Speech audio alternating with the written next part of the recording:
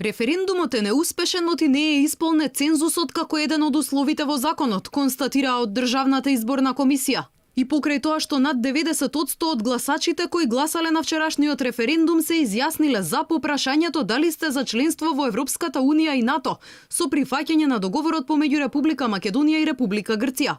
Недоволната излезно значи дека одлуката не е донесена, велат од ДИК. На вчерашното референдумско изјаснување гласале 36,9% од запишаните избирачи, или 666.743 гласачи. Вкупниот број на гласови за 609.813, вкупниот број на гласови против 37.700.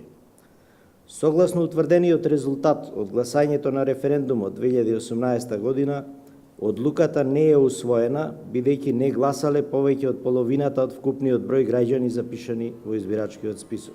Во однос на наводите за неправилности и инциденти на избирачките места, од комисијата велат дека најпрво ќе се утврдува дали тие навистина се случиле, а потоа ќе се постапува по евентуалните прекршувања. Никој кој што направил повреда на целиот процес нема да биде амнестиран од одговорност. Значи, ќе мора најпрво да утврдиме дали има такво нешто, да обезбедиме соодветни изјави и доказен материјал и после тоа ќе треба да се утврди нивната одговорност, односно да се поведе постапка.